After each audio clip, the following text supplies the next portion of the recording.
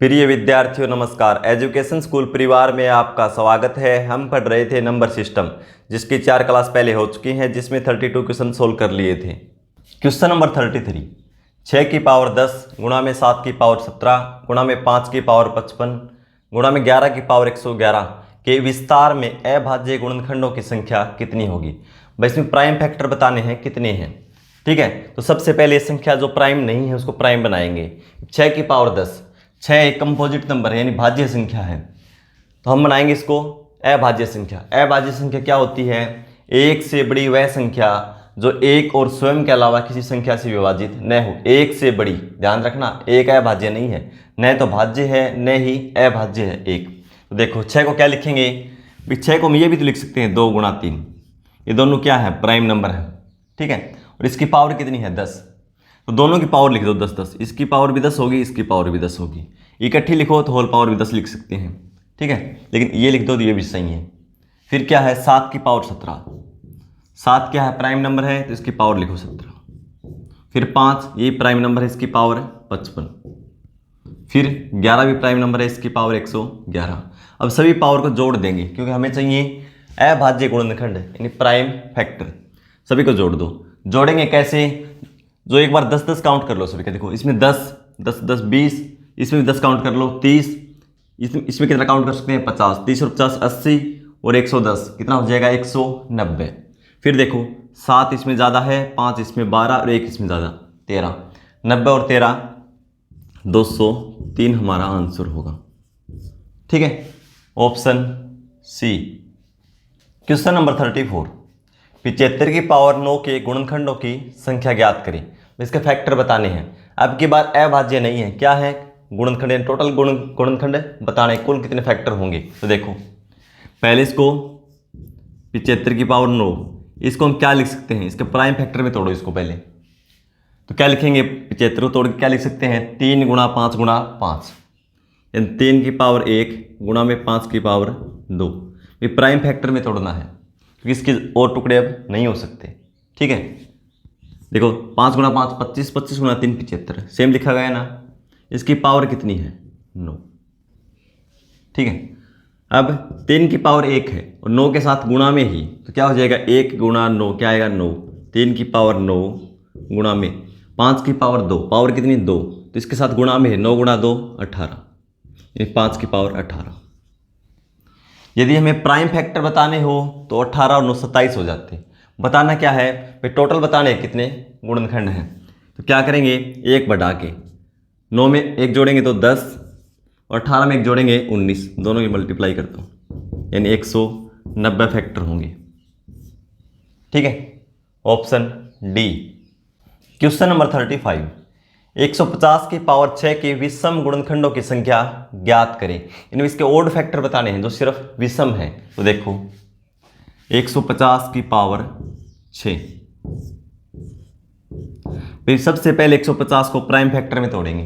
ठीक है, 2 से भाग करेंगे, कितना आएगा? 75, क्या बचेगा? 75। फिर 75 को 3 से देंगे भाग 25, और 25 किससे भाग जाएगा? 5 से, यानी 5 गुणा 5। भाई ये पावर 1 1 होती है, जिसको पावर कुछ भी न लगा हो उसकी पावर 1 होती है। देखो 5 गुणा 5 25, 25 गुणा 3 75, 75 गुणा 2 150, सेम हो गया ना। और इसकी पावर कितनी है? 6। सबसे पहले प्राइम फैक्टर में तोड़ो। अब पूछा क्या गया वो देखो, विषम गुणनखंड।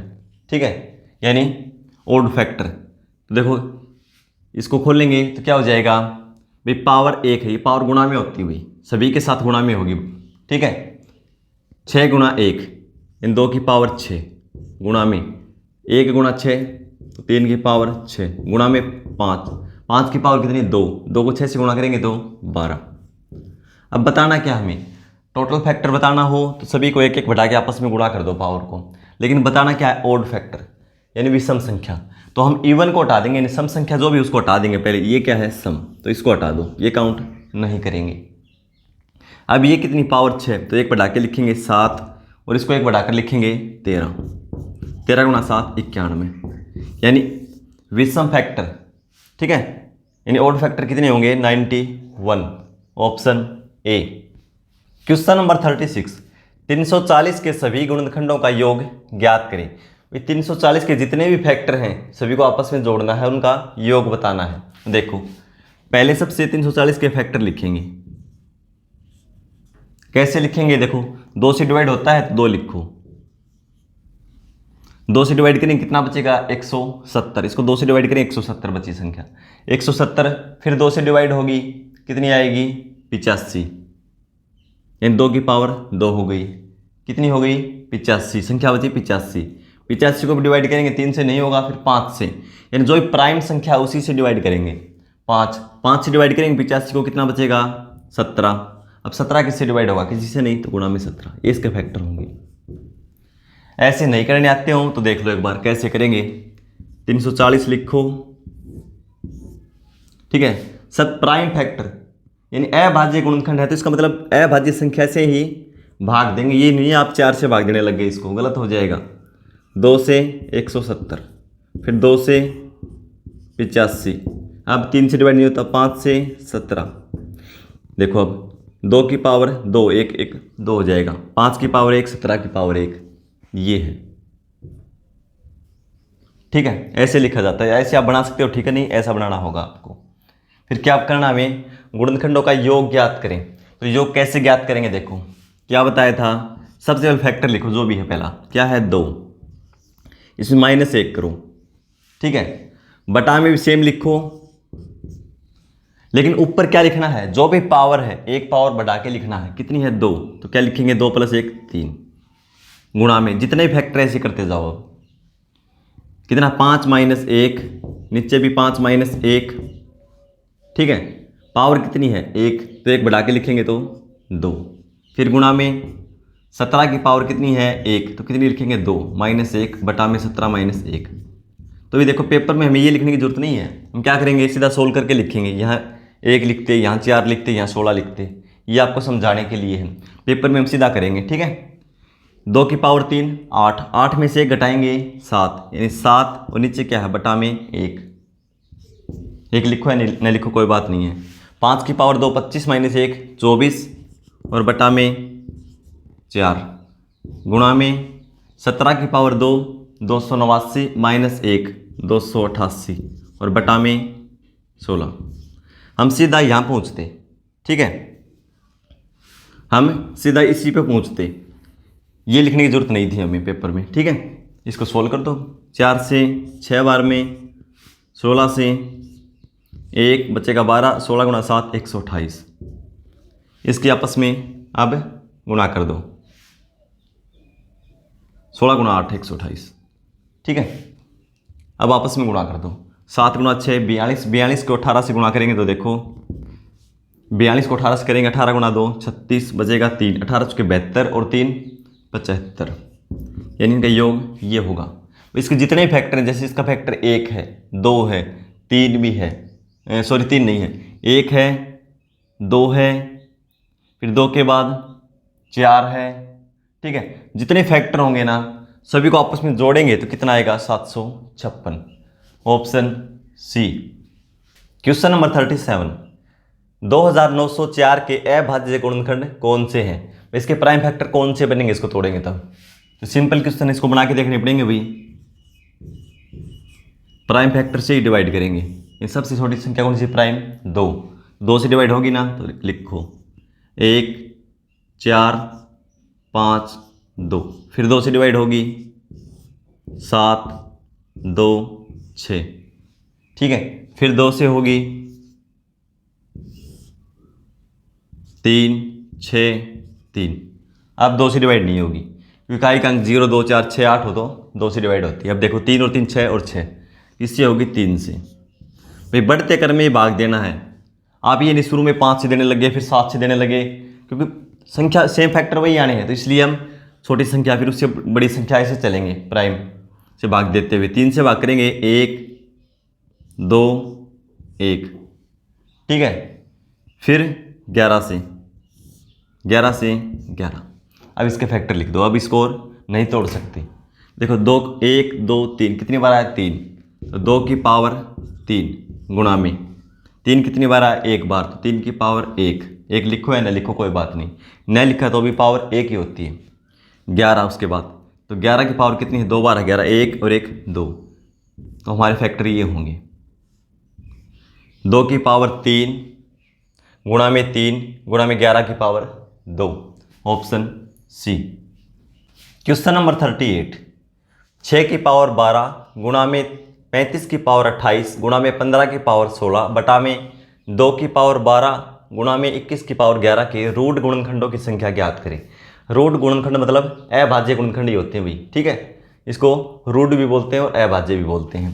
तो सबसे पहले देखो क्या लिखा है, 6 की पावर 12 गुणा में 35 की पावर 28 गुणा में 15 की पावर 16 बटा में 2 की पावर 12 गुणा में 21 की पावर 11, ठीक है। 6 12 35 की 28 15 की 16 और 2 की 12 और 21 की पावर 11।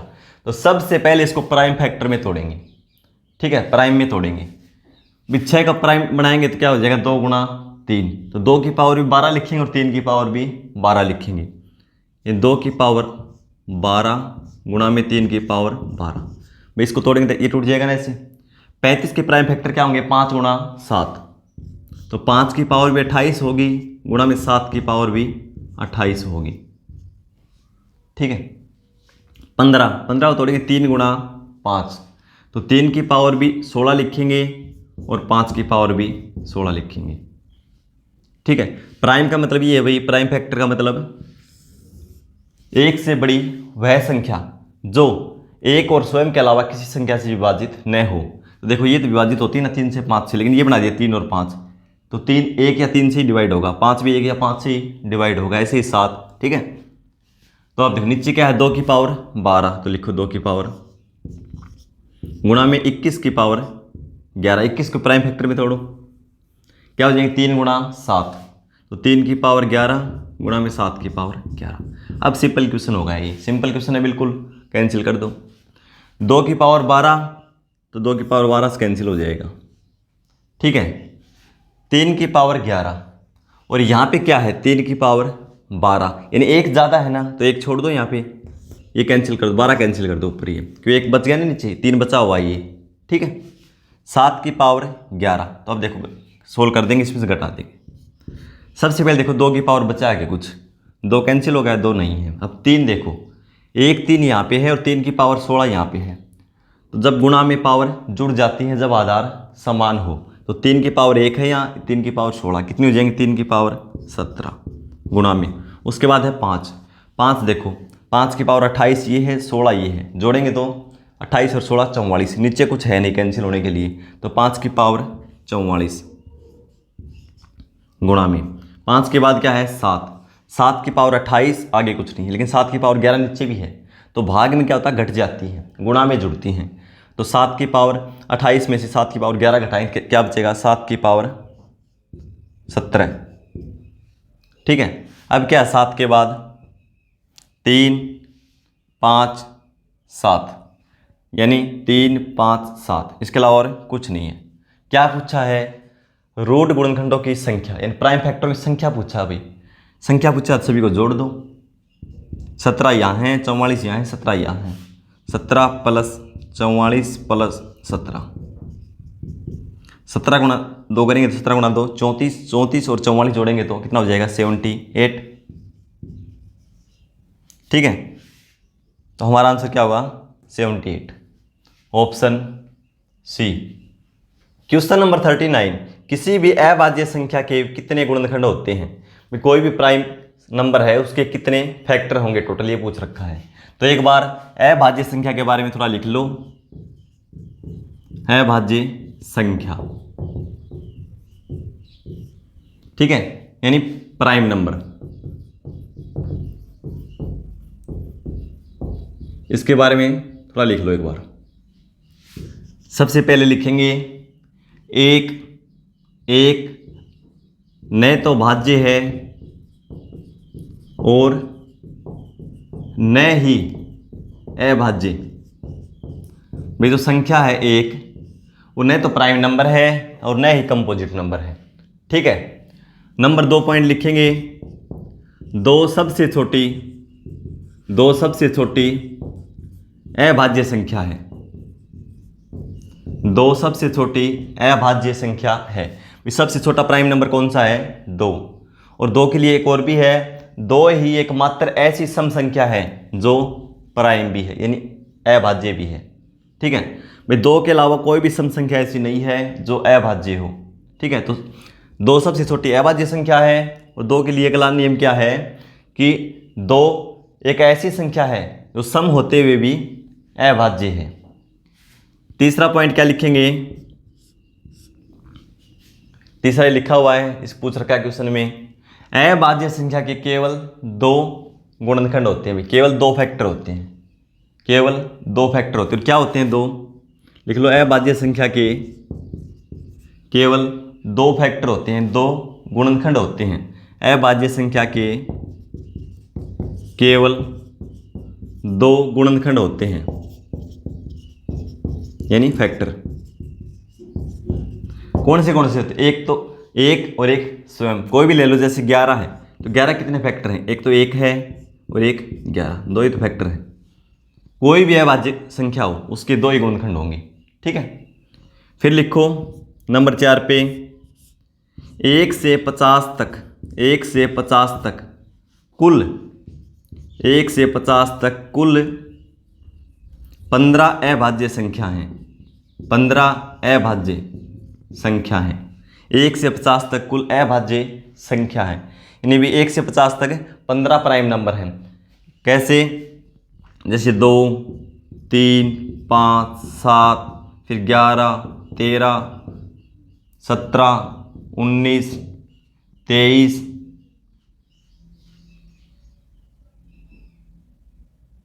29, 31। ठीक है, ऐसे चलते जाएंगे। कितने टोटल देख लो एक बार। 31 के बाद 37, 41, 43, 47। ठीक है, और नहीं है तो 1, 2, 3, 4, 5, 6, 7, 8, 9, 10, 11, 12, 13, 14, 15। मैंने कितना लिखा है? 15 है।